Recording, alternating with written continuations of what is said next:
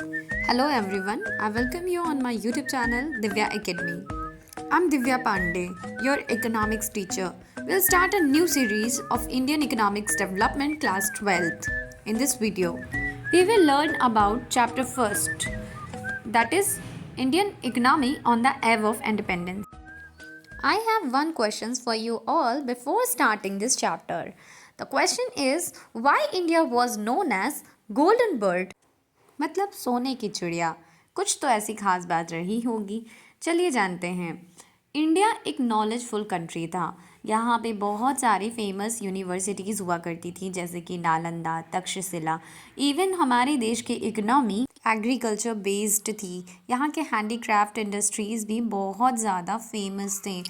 India से cotton, silk और बहुत सारे प्रीशियस मेटल्स जैसे कि गोल्ड और सिल्वर वर्ल्ड में एक्सपोर्ट किए जाते थे। हमारे यहाँ के कॉटन और सिल्क की बात ही अलग थी। कुषाण और गुप्ता पीरियड के समय तो गोल्ड कॉइन की करेंसी हुआ करती थी। तो इस तरह से इंडियन इकोनॉमी बहुत ही प्रॉस्पेरस थी। India was not only famous for its knowledge and economy, but also for art, architecture, culture, and political administration. So everything was fine in India. तो इसीलिए इंडिया एक वाइब्रेंट और प्रॉस्पेरस इकोनॉमी थी और लोग इसे गोल्डन बर्ड कहते थे. That is why Europeans always wanted to trade with India. तो अब अगला सवाल आता है कि हमारे देश में इतना सारा वेल्थ कहाँ चला गया. अब इतनी एग्रीकल्चर और हैंडीक्राफ्ट इंडस्ट्रीज़ कहाँ गई और हमारे भारत के एजुकेशन सिस्टम को क्या हो गया. हम एक अंडर डेवलप्ड कंट्री कैसे बन गए और इंडिया को अब गोल्डन बर्ड क्यों नहीं कहा जाता है. आप लोगों को भी एक्साइटमेंट हो रही होगी इन सारे सवालों का आंसर जानने के लिए. और इन सारे सवालों का आंसर हमें मिलता है इंडियन इकोनॉमिक डेवलपमेंट के chapter first, Indian economy on the above of independence से. इसमें हम इंडियन इकोनॉमी के ओवरऑल फीचर्स को पढ़ते हैं. उसके डिफरेंट सेक्टर्स के भी फीचर्स को डिस्कस करते हैं. जैसे कि एग्रीकल्चर बहुत फेमस था, तो वो क्या उसमें क्या क्या चेंजेस आए ब्रिटिश के आने से, इंडस्ट्रियल सेक्टर में क्या क्या चेंजेस आए और इस तरह से धीरे धीरे हमारी ओवरऑल इकोनॉमी कैसे डिस्ट्रॉय हो गई और हम एक अंडर डेवलप्ड कंट्रीज़ बन गए. इन सारे टॉपिक्स को हम वन बाय वन डिस्कस करने वाले हैं. So let's start. इंडिपेंडेंट के टाइम पर इंडियन इकोनॉमी एक स्टैग्नेंट और बैकवर्ड इकोनॉमी थी. यहाँ पे सबसे ज़्यादा डोमिनेंस एग्रीकल्चर सेक्टर का था. इंडस्ट्रियलाइजेशन की भी बहुत ज़्यादा ग्रोथ नहीं हो रही थी. हम लोग इंपोर्ट पर ही हैविली डिपेंडेंट थे. एक एक फीचर्स को अब समझते हैं. What is a stagnant economy? एक ऐसी इकोनॉमी जहाँ पे बहुत ही कम ग्रोथ होती है. उस समय हमारे नेशनल इनकम और पर कैपिटा इनकम को कुछ इंडियन इकोनॉमिस्ट ने मेज़र किया था जैसे कि दादा भाई नौरोजी, विलियम डिगबाय. इन सभी नाम को हमें याद रखना है. तो उस समय हमारी नेशनल इनकम 2% से भी कम थी और पर कैपिटा इनकम 0.5% थी, जो कि शो करता है कि कैसे हम कितने ज़्यादा बैकवर्ड हो चुके थे, जिसके कारण इकोनॉमी में कोई ग्रोथ नहीं हो रही थी और हम धीरे धीरे बैकवर्ड इकोनॉमी की सिचुएशन पर आ गए. क्योंकि उस समय लोगों की पर कैपिटा इनकम ऑलमोस्ट 230 रुपीज़ हुआ करती थी. बैकवर्ड इकोनॉमी एक ऐसी इकोनॉमी होती है जहाँ पे लोगों की पर कैपिटा इनकम बहुत लो होता है. और पर कैपिटा इनकम लो होने का मतलब है कि आपके देश की जो जीडीपी होगा, जो नेशनल इनकम होगा, वो भी बहुत कम होगा, जिससे आप एक लो या अंडर डेवलप्ड कंट्री बन जाएंगे. पर कैपिटा इनकम इतनी लो क्यों थी? कारण ये है कि उस समय लोग ज़्यादातर एग्रीकल्चर पर डिपेंडेंट थे. उनके पास और किसी सेक्टर में जॉब की अपॉर्चुनिटीज़ ही नहीं थी और एग्रीकल्चर का आउटपुट भी बहुत लो था क्योंकि उनके पास बहुत मॉडर्न टेक्निक्स नहीं थे अपनी प्रोडक्टिविटी को इंक्रीज़ करने के लिए. ब्रिटिशर्स किसी भी तरह का इन्वेस्टमेंट नहीं कर रहे थे, जिससे इंडस्ट्रियलाइजेशन की भी कोई ग्रोथ नहीं हो रही थी. बहुत ही नॉर्मल और ब्लीक ग्रोथ देखी गई थी. इवन उन्होंने इंडिया की हैंडीक्राफ्ट इंडस्ट्रीज़ को भी डिस्ट्रॉय कर दिया अपनी डिस्क्रिमिनेटरी पॉलिसीज़ के थ्रू. उन्होंने ऐसे पॉलिसीज़ बनाए जिससे एक्सपोर्ट करना बहुत महंगा पड़ने लगा. इसलिए एक्सपोर्ट करना बंद करके उन्होंने इंपोर्ट करने पर लो टैक्सेस लगाए, जिससे इंपोर्ट करना आसान हुआ और इंडिया के सभी लोग इंपोर्ट पर डिपेंड होने लगे अपनी छोटी छोटी चीज़ों के लिए. इवन मेडिसिन्स के लिए, ऑयल के लिए भी वो इम्पोर्ट पर डिपेंडेंट थे। तो जो कि शो करता है कि हम कितने ज़्यादा बैकवर्ड होते जा रहे हैं। इसलिए इंडस्ट्रियलाइजेशन नहीं होने के कारण बहुत ही लिमिटेड अर्बनाइजेशन हुआ, बिकॉज़ कोई अपॉर्चुनिटी ही नहीं थी बाहर जॉब की, इसलिए लोग विलेज में ही ज़्यादा रिसाइड कर रहे थे। ऑलमोस्ट 14% लोग ही अर्बन एरियाज़ में सेटल थे। इसीलिए हमारी इकनॉमी एक स्टैगनेंट थी, क्योंकि कोई ग्रोथ नहीं हो पा रही थी, neither in urban areas nor in agriculture. Farming land पर जो लोग काम करते थे उन्हें टिलर्स ऑफ द सॉइल कहते थे, बिकॉज वो उनकी लैंड नहीं होती थी, वो लैंड फ्यूडल लॉर्ड्स की होती थी। और कम्प्लीटली उस लैंड का ओनर फ्यूडल लॉर्ड्स भी नहीं हुआ करते थे, बल्कि गवर्नमेंट होती थी। गवर्नमेंट उन्हें केवल रेवेन्यू कलेक्ट करने का राइट्स दिया करती थी। इससे ना तो ज़मींदार उस लैंड पर इन्वेस्ट कर रहे थे और ना ही टिलर्स ऑफ द सॉइल कर पा रहे थे, जिससे उस लैंड की प्रोडक्टिविटी लो होते चली जा रही थी। और ऐसे सिस्टम को हम सेमी फ्यूडल इकोनॉमी कहते हैं। So till now we have finished the one concept of this chapter, and now there are some practice questions which I have taken from this concept. So you must write the answers. Let's move to the next concept, that is, how was the status of agriculture? India was an agriculture based economy. That is why it is important to know कि कैसा था agriculture का status independence के time पर। और यहाँ भी हमें बैकवर्डनेस और स्टैग्नेशन देखने को मिलती है।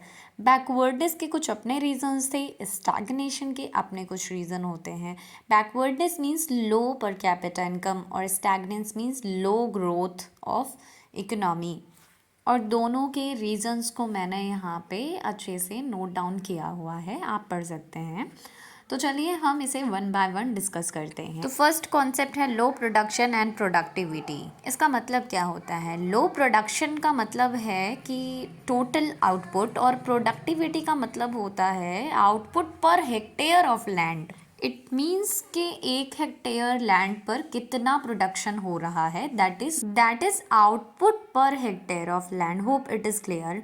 And it was extremely low, and what it has some reasons. Farmers के पास किसी टाइप का मीन्स नहीं होता था जिससे वो टोटल आउटपुट को इंक्रीज़ कर सके, और ज़मींदार्स भी किसी तरह का इंसेंटिव्स नहीं दिया करते थे जिससे कि इरिगेशंस वगैरह को अच्छा कर सके और प्रोडक्शन को बढ़ाया जा सके। लैंड भी बहुत ज़्यादा फ्रेगमेंटेड था। इट मीन्स लैंड का टुकड़ों में होना, और जिससे प्रोडक्टिविटी नहीं बढ़ाई जा रही थी। तो अभी हम कुछ देखते हैं डेटा, जिससे हमें समझ में आएगा कि आज हमारे यहाँ प्रोडक्टिविटी कितनी इंक्रीज़ हो चुकी है। तो वीट का प्रोडक्शन उस समय 64 था 1947 में, जो कि 2019-20 में ये 1076 हो चुका है। और प्रोडक्टिविटी जो 1947 में 660 थी, वो अब 3421 हो चुकी है। तो आप ये आसानी से समझ पा रहे होंगे कि कितनी ज़्यादा प्रोडक्शन इंक्रीज़ हो चुका है इंडिपेंडेंस से और आज की प्रेजेंट टाइम में, क्योंकि हमने अभी मॉडर्न टेक्निक्स का यूज़ किया है, तो इसलिए प्रोडक्टिविटी इंक्रीज़ हुई है। बट हमारे बिफोर इंडिपेंडेंस के जो फार्मर्स थे उनके पास ऐसी कोई टेक्निक नहीं थी जिससे वो प्रोडक्शन इंक्रीज़ कर सकते।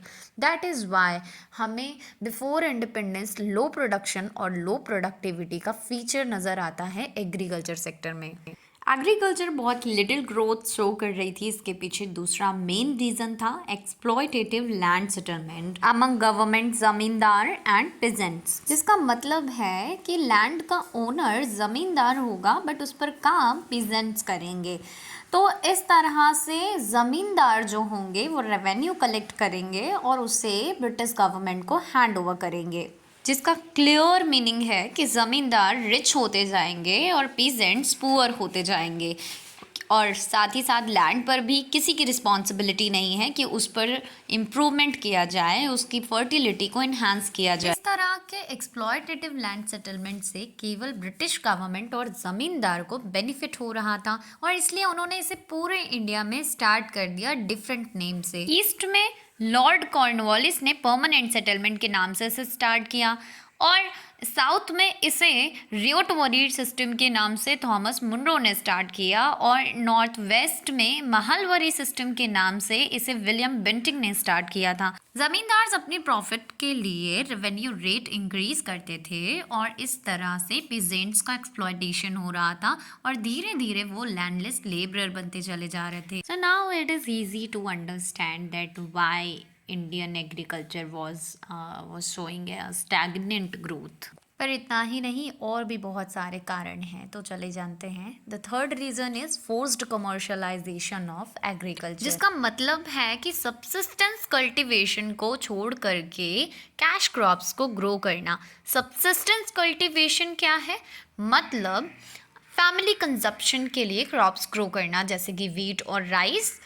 बट इसको छोड़ करके फार्मर्स को फोर्स किया जा रहा था कि वो इंडिगो जैसे कैश क्रॉप्स को ग्रो करें ताकि ब्रिटिश गवर्नमेंट उसका ट्रेड कर सके, उसे एक्सपोर्ट कर सके और इस तरह से उसमें भी प्रॉफिट अर्न किया जा सके। और ऐसे फोर्स्ड कमर्शलाइजेशन की वजह से इंडिया में फार्मर्स की प्रॉब्लम आ रही थी, जिसमें 85 मिलियन पीपल की डेथ हो गई थी। Lack of investment was also a major reason for the slow growth of Indian agriculture, because farmers irrigation के लिए मानसून पर डिपेंडेंट थे। अपनी फार्म इक्विपमेंट्स के लिए वो प्रिमिटिव टूल्स का यूज़ करते थे। ड्रेनेज, फ्लड कंट्रोल, ये सारी प्रॉब्लम भी उनके साथ थी और फोर्स्ड कैश क्रॉप ग्रो करने की वजह से सॉइल की फर्टिलिटी लॉस हो रही थी।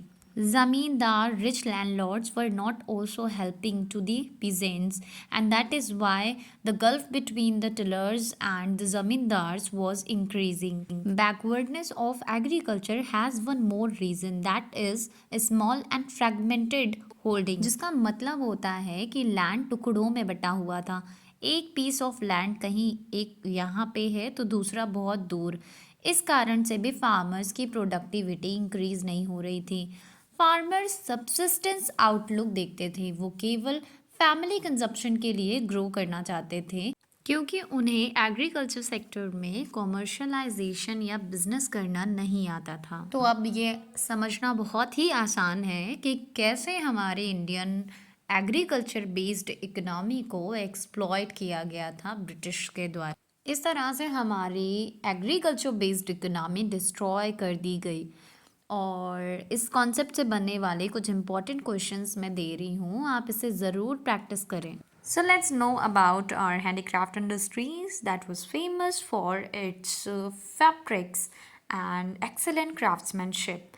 India was producing almost 25% of world's textile, which fell down only 2% during independence. Now you can imagine how British government destroyed our handicraft industries.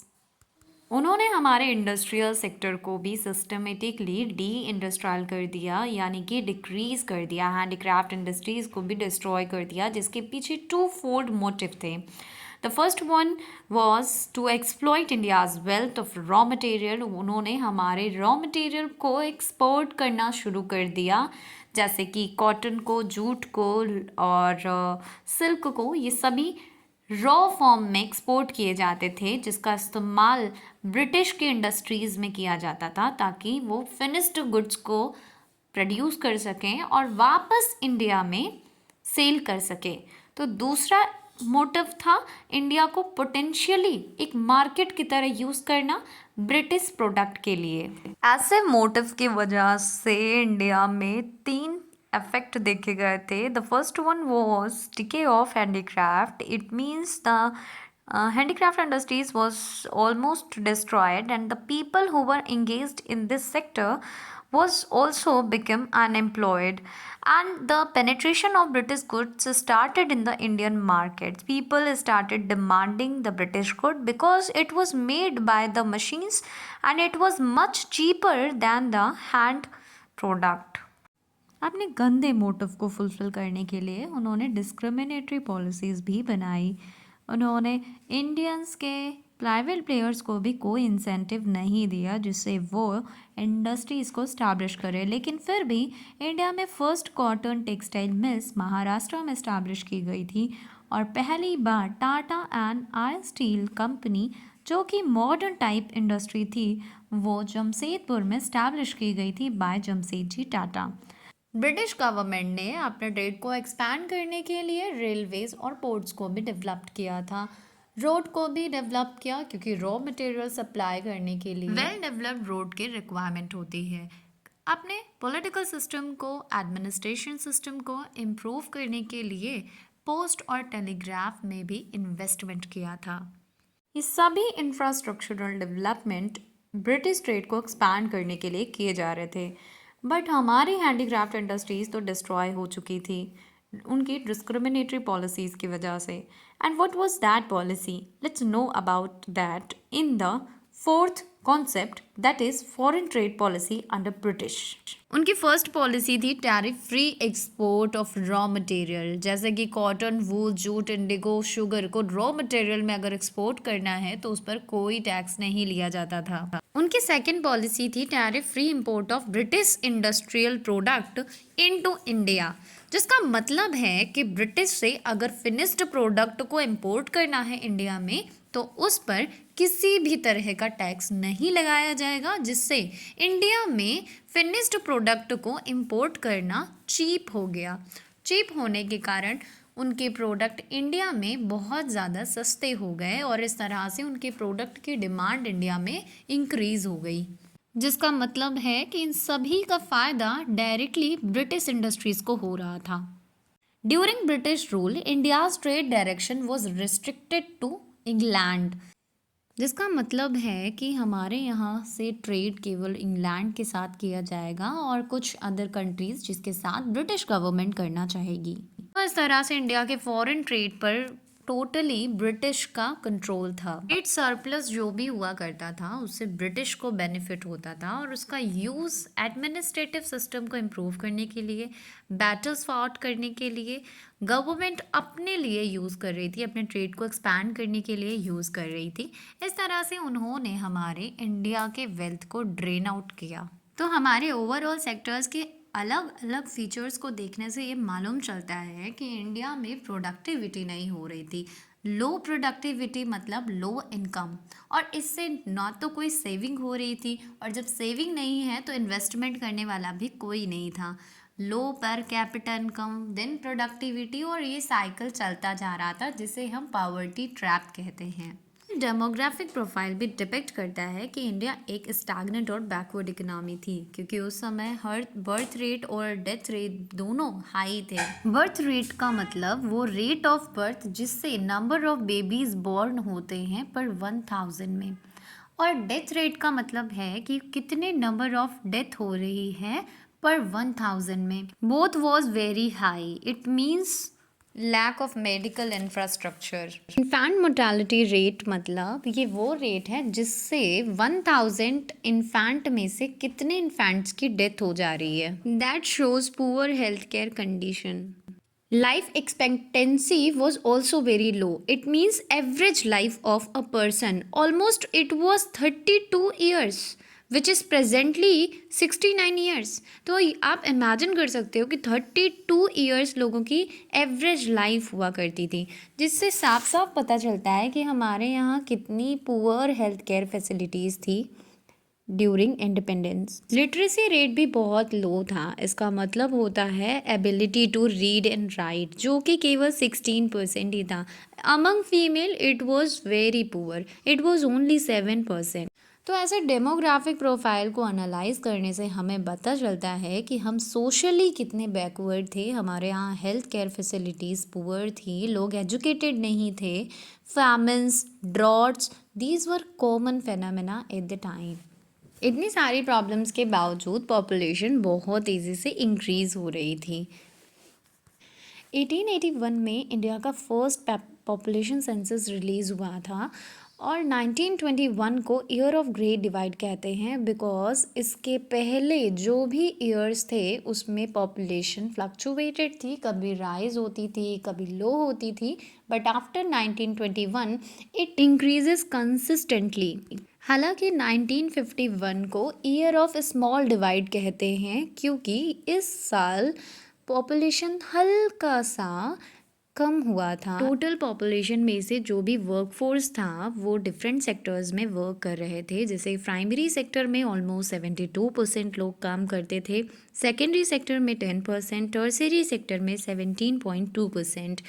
और इस तरह से जब हम पूरी पॉपुलेशन के बीच जो वर्कफोर्स है वो डिफरेंट सेक्टर्स में काम कर रही है, इस तरह से उनके वर्क डिस्ट्रीब्यूशन को स्टडी करते हैं तो उसे ऑक्यूपेशनल स्ट्रक्चर कहा जाता है। So on the above of independence most of the population agriculture sector को अपना प्रिंसिपल ऑक्यूपेशन कंसिडर करते थे। जैसे बट आज के समय से कंपेयर करें तो केवल यूएसए की 2% पॉपुलेशन ही एग्रीकल्चर में इन्वॉल्व है, जिसका मतलब है कि अदर पॉपुलेशन सेकेंडरी और टर्सरी में होंगे जिनका आउटपुट बहुत ज़्यादा हाई होता है। लैक ऑफ इंडस्ट्रियलाइजेशन की वजह से केवल 9% पॉपुलेशन ही इंडस्ट्रीज़ में इंगेज्ड थी, जो कि हमारे बैकवर्डनेस को अगेन शो करता है। एग्रीकल्चर सेक्टर से इंडस्ट्री सेक्टर में ट्रांजिशंस मद्रास, बॉम्बे और बंगाल प्रेसिडेंसी में ही दिखाई दे रहे थे। उड़ीसा, छत्तीसगढ़ जैसे इलाकों में बिल्कुल भी ये ट्रांजिशन नहीं दिख रहा था। सारी पॉपुलेशन मोस्टली एग्रीकल्चर सेक्टर में ही इन्वॉल्व थी, जिससे वो बार बार फैमिन्स को फेस कर रहे थे। तो इस तरह से ओवरऑल फीचर्स को, डिफरेंट सेक्टर्स को स्टडी करने के बाद हम ये कह सकते हैं कि इंडिया बहुत ज़्यादा बैकवर्ड कंट्री हो गया था, और यही कारण है कि अब इंडिया एक अंडर डेवलप्ड कंट्री है और इसे गोल्डन वर्ल्ड नहीं कहा जाता है। लेकिन इसी के साथ एक और क्वेश्चन आता है कि क्या ब्रिटिश गवर्नमेंट के आने से कोई पॉजिटिव इम्पैक्ट नहीं पड़ा इंडिया पे? ब्रिटिश ने कुछ इंफ्रास्ट्रक्चरल डेवलपमेंट किए, जैसे उन्होंने रेलवेज़ को स्टार्ट किया।